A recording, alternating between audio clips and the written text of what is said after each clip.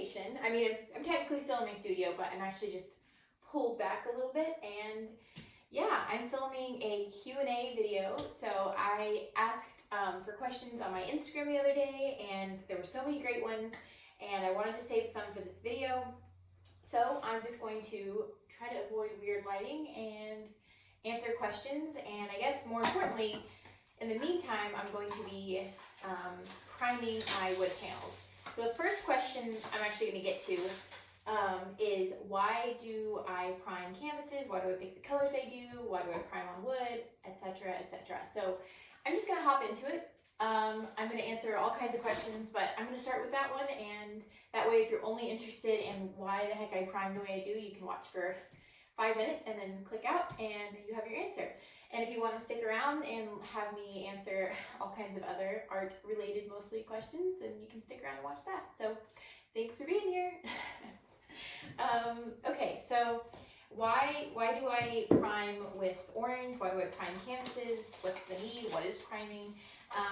Yeah, I'll start by saying in college we painted on canvases, regular canvases, and the reason that we primed was because we built our own canvases, which means we just took a roll of canvas, which is like a clothy material, and we took stretchers and we put the canvas roll on top of it, and then we had to prime with gesso because you can't just paint on fabric. I mean, you can, people do, but if you're making like a formal painting, you have to gesso it, and then we would tone. So that's less about painting on the material. We would tone with gesso and black paint, making a gray. So why did we do that? Well, so once you gesso the canvas, you officially could start to paint on it. But the reason why we went ahead and did the toning phase was because as new painters, it really helped us out to have a medium tone to work from. What does that mean, tone? Okay, so if you think of on a scale of white, stark white, to black, gray, medium gray is right in the middle. So it's a half gray color.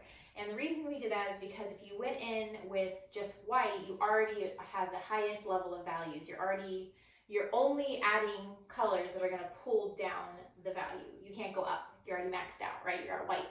And when you start with gray, you can move up halfway and down halfway. So as a new painter, it's just easier to start that way. That's kind of the full answer. It kind of gave us a little bit of a head start. The other thing that our professor didn't say so explicitly, but I remember thinking that it helped, was starting off with a color already on there kind of took away from scary white canvas syndrome. And what is that? That's just that feeling that you get as a new painter when you look at this bright white canvas and you're holding your paintbrush and you're about to make your first mark, but then your heart starts to race, right? That sensation, I'm sure you felt it, I felt it. And if you have that anxiety, when you already have a color on there, even if it's just gray, it kind of alleviates it a little bit. It sort of makes it a little less scary to put your first mark on there. So in college, we started with gray. It's kind of just what we did. A lot of painting courses will have you start with gray or like a sienna color or a neutral. We started with gray. Okay, so how did I end up priming with orange and pink and green? Like, how did I get there? Well, at the end of my college painting experience, I started priming with a darker and darker and darker gray. And what I was noticing was that the contrast of the whites that I was using, because I was painting buildings, so like the white light on a building really popped when I started with a dark color. So the wheels started turning in my head that if you prime with the different colors and values, it sort of did affect your final painting, even if you covered the whole canvas eventually, right? Because your first few layers were informed by the background, right? So it started the wheels turning in my head that there was a lot of power to the underpainting. And I actually did a Nocturne series later, a couple years later, and I started painting on pure black. And I loved it. You can actually go to art supply stores, and usually there's canvases that are 100% black. And a lot of people start on those. And so that's what I did. And I thought it was fun. It really helped my lights pop with the Nocturne series. The series was set in night, and so I had to cover less canvas. It just kind of was helpful to me. So yeah, I just kind of did that. And then eventually I started priming with like reds and pinks. And the reason for that is the same reason that my hair is currently pinky coral. I just like it. I just thought it was fun. It was also a medium color, a medium tone. So again, on a scale of bright white to black, it's a color that kind of is in the middle. And I just thought it was fun. I liked when the little bits of pink poked through at the end. They didn't always poke through, but I felt less of a need to finish my paintings, as in like covering the whole canvas, when I already sort of liked what was underneath, right? So for me, it was sort of just a fun thing, and it was a way to keep myself from overworking, which is my Achilles heel as a painter. I tend to want to overpaint. And so when I like my background, when I like the bright neon, this is a canvas here, I don't overpaint as much. So, okay, that's why I paint on canvases. So why with the wood panels do I need to prime? Like, what's the deal with that, right? Well, a lot of times when I post up on Instagram, I'm painting on these little wood guys, and I'm priming with this exact paint or very similar paint. And the reason for that, well, let me just start with the reason I paint on wood panels. So part of it is it's a good value. They're small and the price isn't too bad. I get these at Jerry's Artarama, and I get them on sale, and I usually get them in bulk.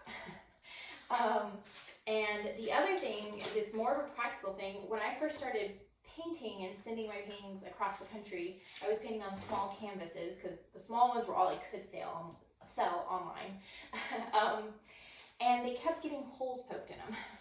And part of that was, I'm sure I wasn't packing very well, but I was having to pack little guys in huge boxes with like bubble wrap, just all kinds of stuff, because they kept getting holes poked in the canvas.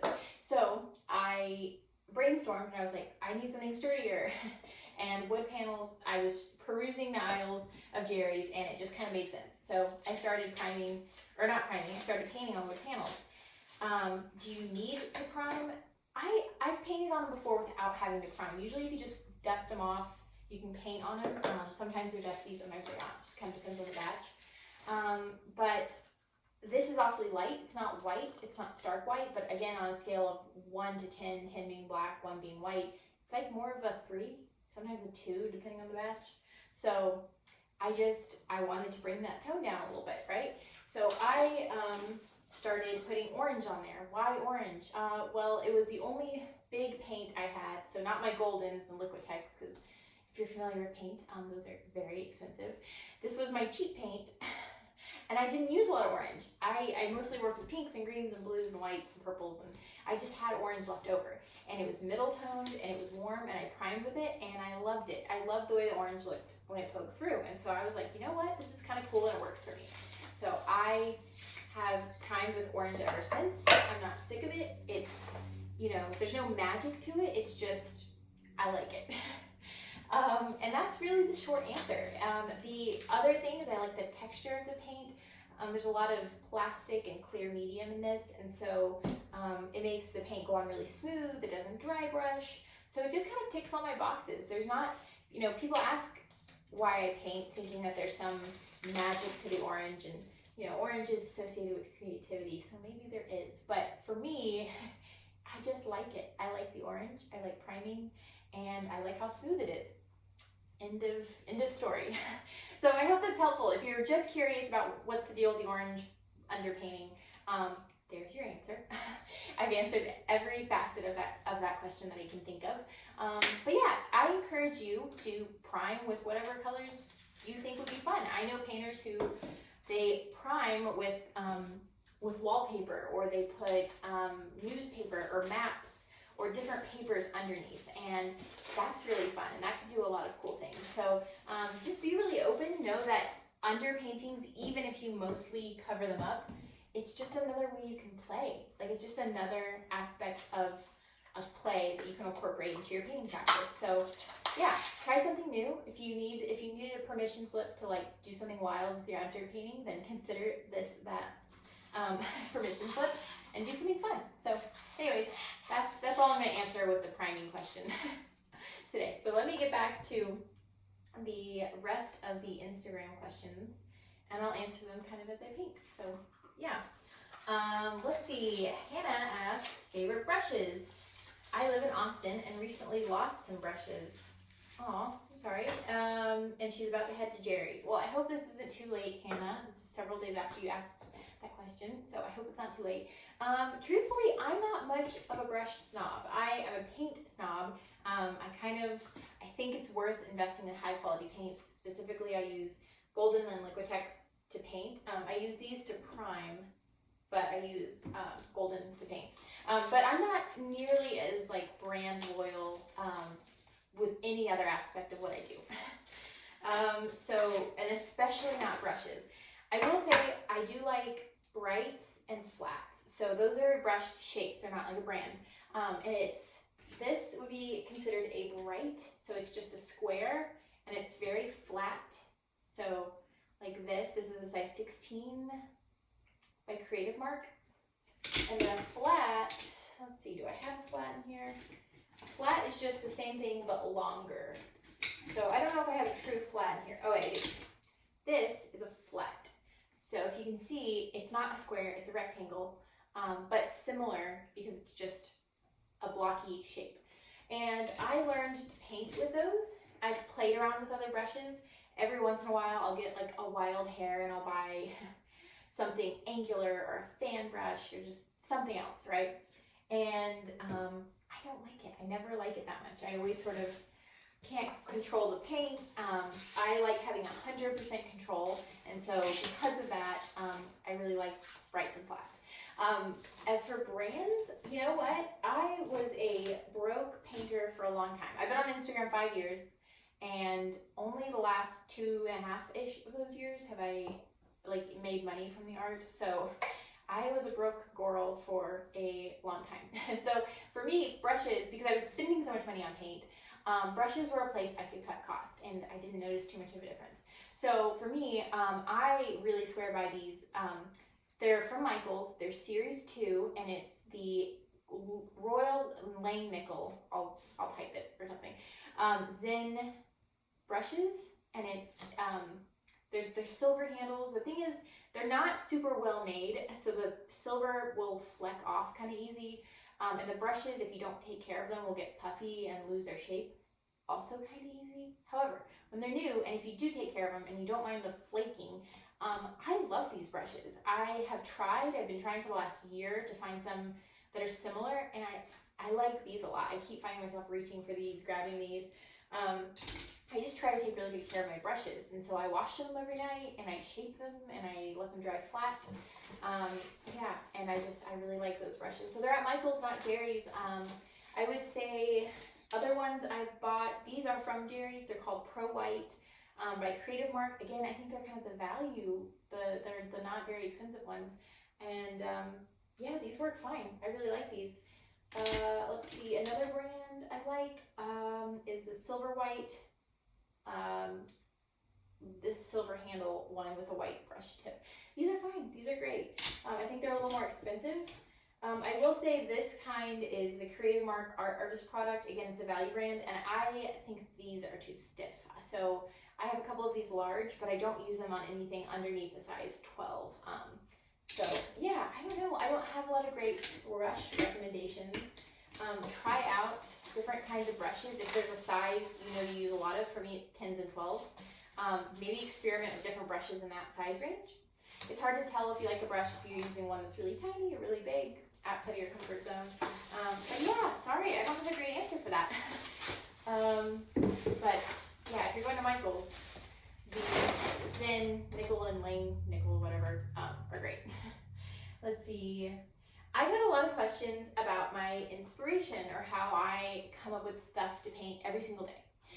If you don't follow me on Instagram, if you're just finding me via YouTube, the context is that since January 1st, 2016, I've made essentially one painting a day, or at least I've painted every day since then. I mean, with the exception being like the times I've had my kids, or when I've had like the stomach flu. I mean, I pretty much paint every single day. How do I always come up with ideas? Because that's 400 ideas a year, roughly, some more or less. And for me, I think the answer is I wasn't always like that. In college, I definitely remembered struggling for inspiration, right? It was like, what am I going to paint? I sort of oscillated between having too many ideas and not enough ideas, and inspiration was really inconsistent. What happened for me was I had about a year and a half off of painting right after I graduated. I sort of just took the summer off, and like adulthood hit me like a ton of bricks, and I blinked and a year and a half went by, and I said, oh my God, I haven't painted, I haven't done anything in my life, what am I doing? And it was an existential crisis. And so January 1st, I made a New Year's resolution, the only one I've ever kept. And I said, I'm gonna make one painting a day for a whole year and just do that. And what happened was, because I held myself to such a high standard of productivity, is my quality had to go way down. And so what I was inspired by, the threshold was much lower. What I was putting out was much less nice than what I was making in college. And that sounds really scary, but actually it was super duper liberating. And the reason for that was because I had gone from overthinking and like, oh, I only make one painting a month and it has to be perfect, to I'm gonna make a painting today, and if it sucks, I'm gonna make a whole nother one tomorrow.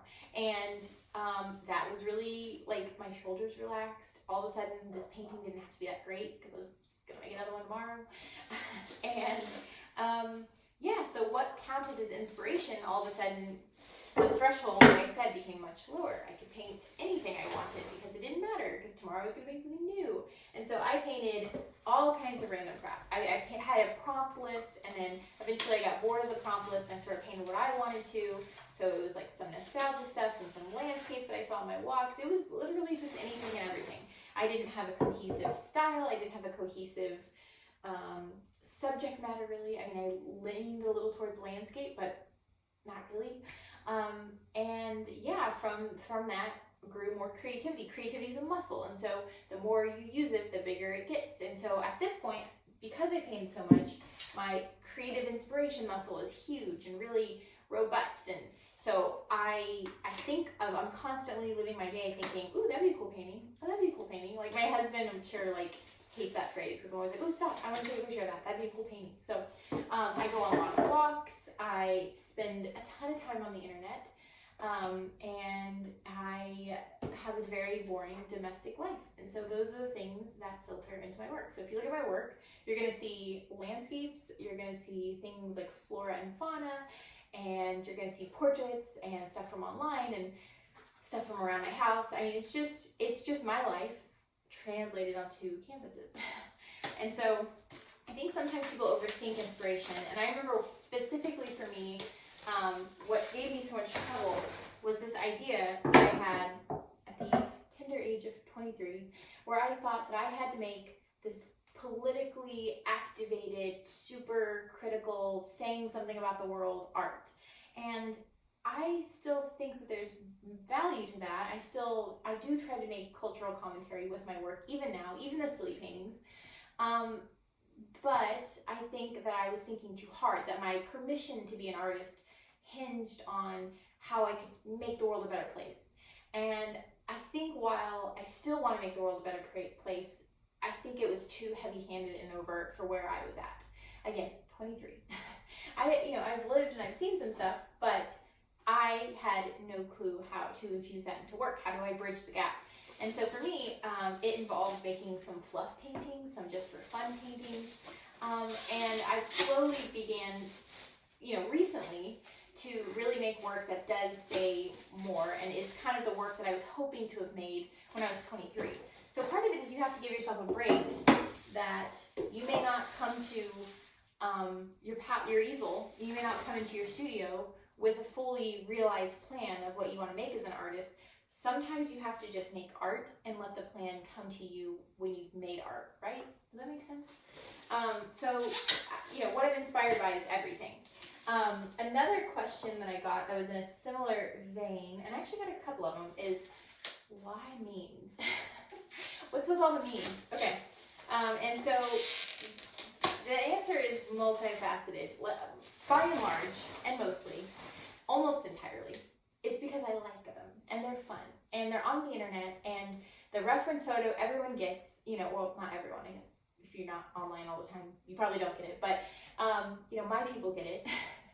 And I just like them. They're fun, and they're funny. So in a lot of ways, that's it. But I will say there's a little more to it. Again, the takeaway is not that I think this is some grand, deep thing. It's not. It's memes. But I will also vouch for memes. And I will go out and publicly say that the people who create memes are artists. And I know that's going to seem like, some of you are going to be like, yeah, that makes sense, okay. And some of you are going to be like, no, what are you talking about? Like, I spend hours laboring over a graphite painting. These people make something on their phone in 2 minutes. Like, okay, yes, I hear you and I see you. But I think about it like Duchamp. I mentioned him before. I swear I know other artists. But he sort of made found art a thing, which is to say that he did not create the urinal, which he named Fountain. He went and bought it from a store, mass-produced, and put it on a white pedestal in a museum and said, art. Okay? So take that same energy and apply it to memes. They're finding these units of cultural information. That's what a meme is by definition. It's a unit of cultural information. They're taking these things and they're putting them together with text and captions and other things, and they're taking that shared information and then they're turning it into a joke. Even if the joke is just a one-dimensional, like, you see it, you get it, you breathe out through your nose, and then you move on. Or sometimes memes can be very meta, and you have to have this deep understanding of layer after layer after layer of meme. And so for me, when I went to school for art, and I studied art history, and I studied studio art, and even just regular history classes, memes are kind of doing the same thing that a lot of art was doing, which is to say that you're building off of shared knowledge. So like, a still life. People look at a candle and a skull and fruit decaying, and they sort of understand this built upon knowledge that this is an archetype, and these things represent certain things. And it seems so like formal and fancy and high-end and intellectual because it's art. But for me, it's like, it's just the lowbrow cousin of that exact same thing. They're kind of the same, but like different, right? Does that make sense? So for me, memes are art, and I respect the hell out of them. I mean, truly, I love memes. They're so funny. When you get one that hits you right in your soul, and you laugh at it for days, and you can close your eyes and think of it and laugh, like, there's nothing better. The world is a bit of a garbage fire, and so if you can find something that's just so purely happy as a meme, like, what's bad about it, right? Okay, so I also understand that memes kind of get looked down upon.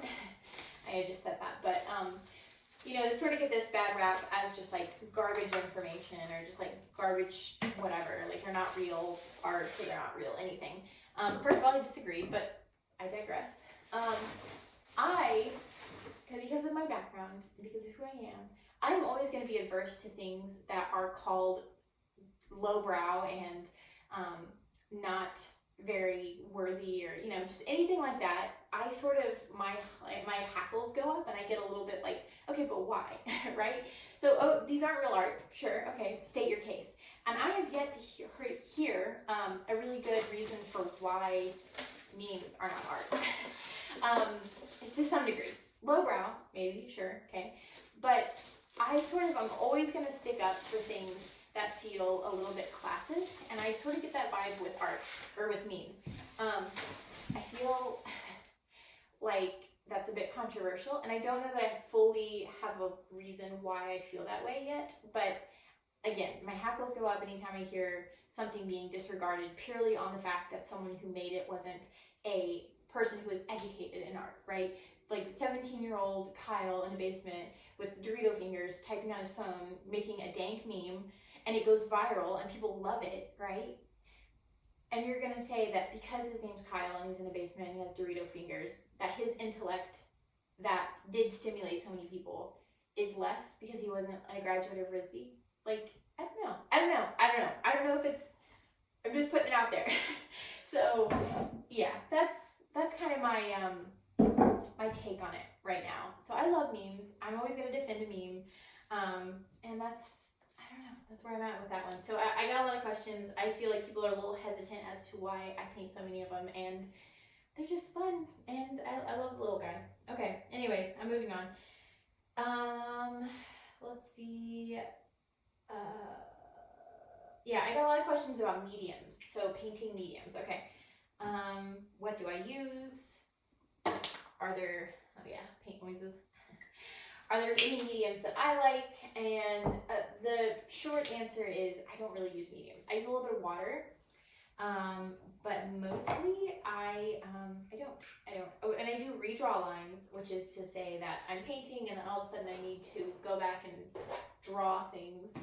I will use a little bit of liquid flow improver so that I have a more inky texture. But for the most part, I do not use medium. So how do I get that smooth texture? How do I not dry brush? How do I blend? Okay, so the short answer is I don't really blend very much. I do sometimes, but it's usually if I'm working super fast.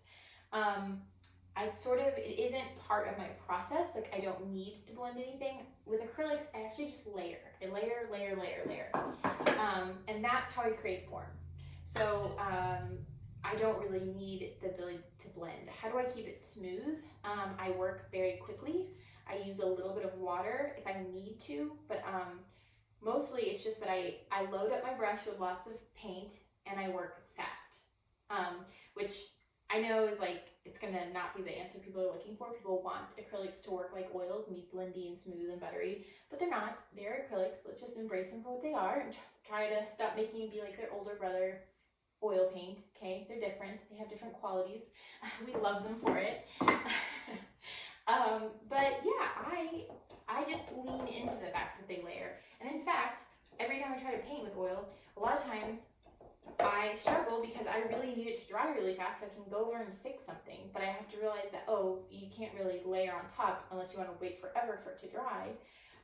And so, yeah, I just really embraced the way that acrylics work and don't try to make them be something they're not, even with mediums.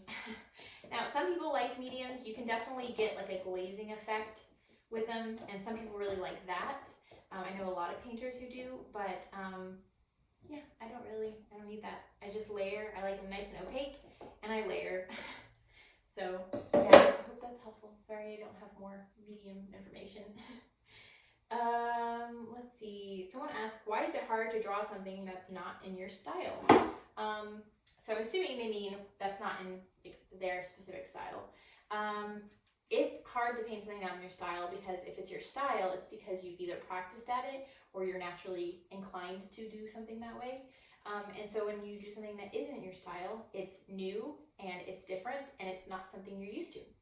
So that's why it's harder. So if you want something to be your style, let's say your style is whimsical and really, really bright saturated colors and you want it to be more realistic, both color-wise and drawing-wise, then you're going to have to be more representational, and that's going to be harder. Because it's new and because representation, or creating art that's representational, requires you to have more observation and more muscle memory in your hand and your brain, and so you're going to have to practice. Yeah, so I hope that helps, and know that that's for every artist. When I wanted to do more portrait work, I had to work harder.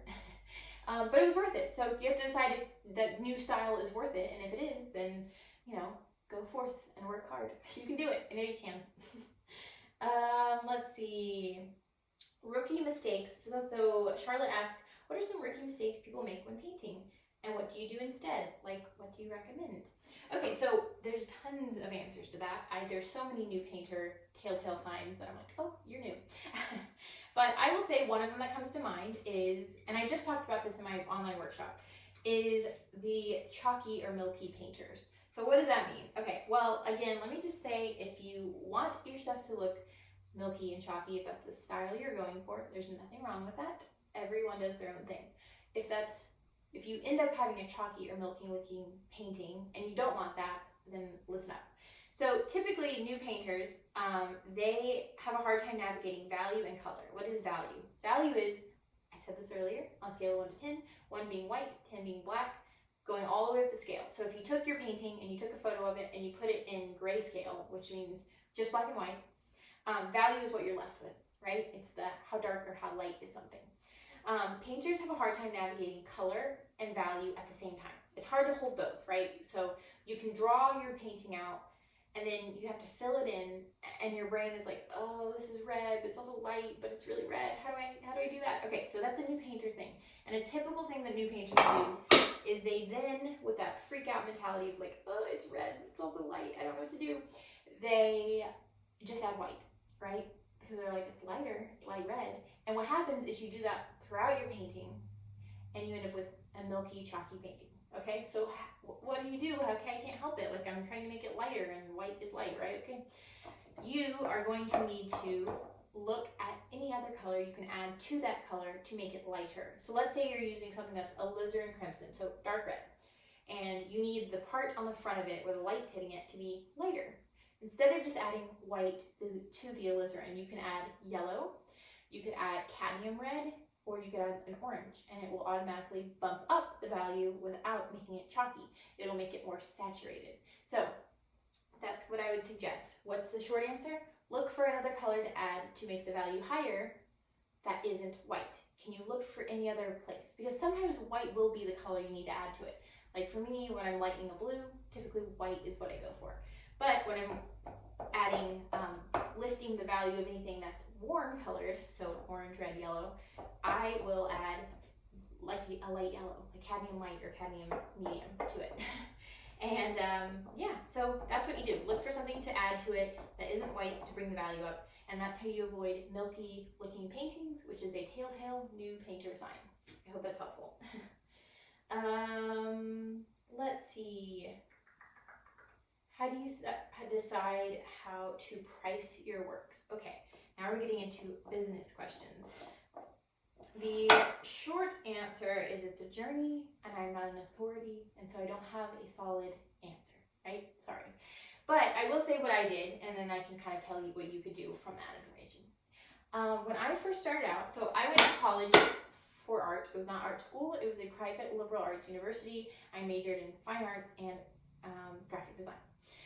And when I got out, I had virtually no business experience. My painting professor had given us some tips and stuff on how to be a professional painter, but it was not business advice, right? And so I was like, okay, I have this art. How the heck do I price this? Where do I sell it? Who do I sell it to? What's going on? How do I make money? You know, all the normal starving artist questions. And so I Googled. Google was essentially my business teacher, right? I Googled everything. I found people on there, blogs of like people who devoted themselves to helping artists, and I sort of read their stuff religiously. And so I remember Googling specifically how to price fine art, and I found a fine art pricing calculator.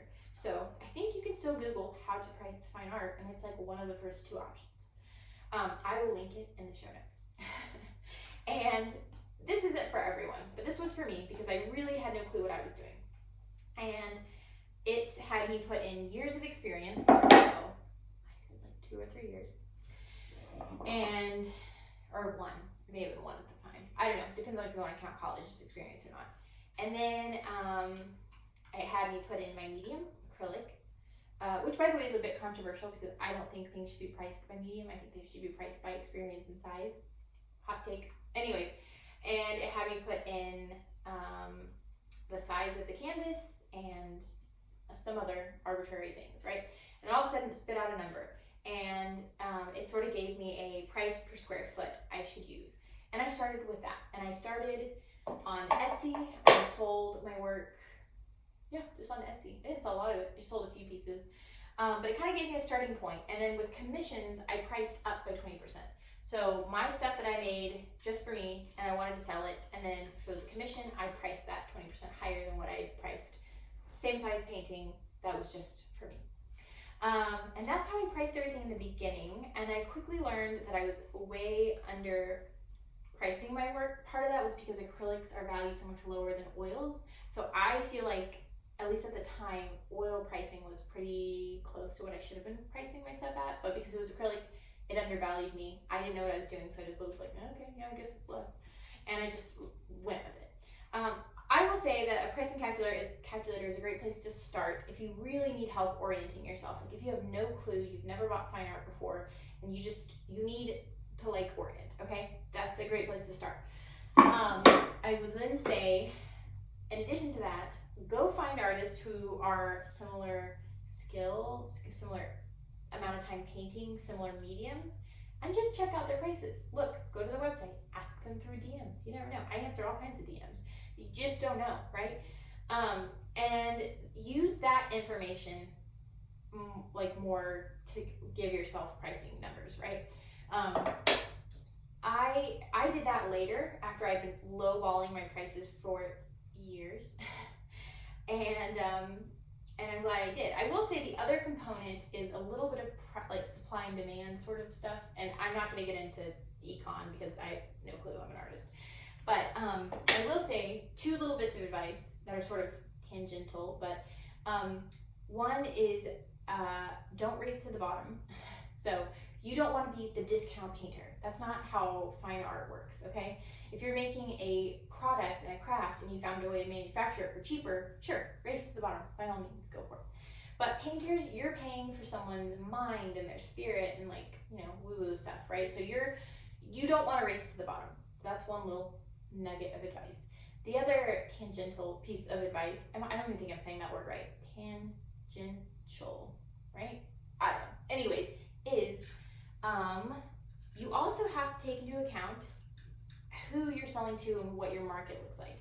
If you have 4 followers on Instagram and no network and no gallery in person and you live in the middle of the woods, so online is your only way to sell something, make sure you don't price something huge and way over price, right? And that doesn't mean to say that like lower your standards, don't paint, don't charge high for yourself. Like I'm not saying that. I'm just saying let's think here. So I painted large kind of in the beginning when I started getting more serious about my art, and I had a really hard time selling them. In fact, I have 200,000 followers on Instagram. I still have a hard time moving anything over 24 by 36, which is big-ish, but I paint a lot of jumbo size paintings, and they take a long time to move. So if I was only making money off those big guys, well, I wouldn't be making money off those big guys, right? Okay, it's hard. And so for me, I started painting smaller because I needed to sell more work. Because then the price point was more in people's range, and the way I was selling made more sense. People are more willing to buy something online that's lower cost and smaller, right? They buy small, they only spend $40, $50, $60, $100, and then they can decide if they like it. Because they don't know if you're using a crazy filter and your stuff actually is muted and you're just throwing Valencia on there and it looks crazy. You know, so have different things at different price points if you are having a hard time selling big stuff because you don't have a lot of reach. If you have work that's smaller, maybe try to pump that out and try to get that priced well and see what that does. So that was a really long answer to that question, but it's very nuanced. And even then, I only scratched the surface. I could probably dedicate a whole video to pricing. All right, and the last question is about my workshop. So Deb asks, are you teaching in acrylic or oil? I think you're an acrylic painter, but I'm not sure. Love your paintings. Thank you, Deb. So I assume she's talking about my workshop, which I just launched. I have it in the show notes. It's called Not Sorry Art School because my Instagram handle is Not Sorry Art, and yeah, I teach in acrylic. I teach in acrylic because I learned in acrylic, and I think it's a fabulous medium to learn in because in some ways it's very forgiving. If you make an absolute turd of a first layer, you just paint over it. You wait 20 minutes and you come back later and you paint on top of it. So it's very forgiving. You're not wasting canvases. You're not having to scrape oil off. Yeah, you can kind of work over the same image a million times, which as a beginner is kind of what you end up doing. You know, if you come into painting and expect to ever do a painting right on the first layer, I mean, unless you're doing a style that's like way, I don't know, like a printer, there's kind of no way to do that. You're going to have to practice, and there's going to be lots of information under the final piece, and that's just sort of how painting is. It's really hard. I've had people sign up for my class, and they're like, oh, I didn't think I was going to practice this much. I wanted to come away with one good painting. And I think people are thinking it's like sip and paint, but it's absolutely not. Not Sorry Art School is an online workshop, but it's meant to be similar to an art school. I created it because I really lucked into college. I lucked into my college degree. I did not think I was going to go to college, and I certainly didn't think I was going to end up taking art classes ever in my life, right? And it ended up being like the best thing I ever did, and I kept thinking, like, if I had only done a couple things differently on my path to college, if something slightly had changed in my life, I would not have access to all this art knowledge that has been so instrumental in making my life amazing. I love painting. It's how I make money. It's how I see the world. It's how I've healed from trauma. It's like, I love it. I love it so much. It's like I owe so much to it. So I made Not Sorry Art School as a love letter to my past self, and as a way for other people who are in similar situations where art school isn't a possibility for them. Maybe they're later in life and they don't have time to go to art school. Maybe they have children. Maybe they can't afford $40,000 a year, which is the average price. No, $40,000 over 4 years, which is the average price of art school in the United States. That's a lot of people who can't afford that. So I made Not Sorry Art School for that, and it's right now it's just the bare bones of the curriculum. It's how to see something and paint it as a still life on a canvas, right? It's the very bare bones. But if you buy into the class, then you will forever have not only that information, but I'm going to continue to add to it forever and ever and ever. Amen. I'm working on a botanical tutorial work through right now for the class, and so the people who bought it already are just going to keep getting all those classes loaded onto their Teachable, their portal, and they will just continue to learn forever as long as I continue to teach. So I made this class so that it would be like an art school. So the thing that helped me in art school was learning to paint with acrylics. Now back to your question, like could you paint with oils and learn stuff? Yeah, certainly you can. I have people in the class who are using oils instead of acrylics. There is some stuff that isn't going to translate, like the layering isn't going to translate as much. You can certainly layer with oils. Don't get me wrong. If you use like, turpentine in very thin layers, you only have to wait like a day or two and you can work through it, very similar to how I've done it. But there's going to be some differences. But the thing is, the color theory, the drawing, the redraw, the how to see light, the value, the local color, all those art school terms, the critiques that you can do on the Facebook group, all of that can apply to any medium, and especially acrylic and oil. They're, like they said, they're siblings. Oil is the fancier older brother who went to a nice school and didn't have a rebellious phase, and acrylic is the younger brother who came along and everyone said, you're not a real medium, you're made of plastic, and then it stuck around anyways, right? So acrylics are great. I love them. I learned how to paint with acrylics. I think you can have them look just like oils. In fact, when I go to art shows, people are always like, oh, are these oils? And when I tell them they're acrylics, they're blown away. They're like, wow, it looks textured and glossy. And I'm like, yeah, you can do that with acrylics. You can do anything. People can make art out of, again, Duchamp, I'm referencing him, out of a urinal. Then you can make art out of a medium that's made specifically for artists, right? It's not that hard. It's not that, it's another medium. So yeah, I think you can learn a lot from the class. It's a really cool program, and I'm excited to keep adding to it.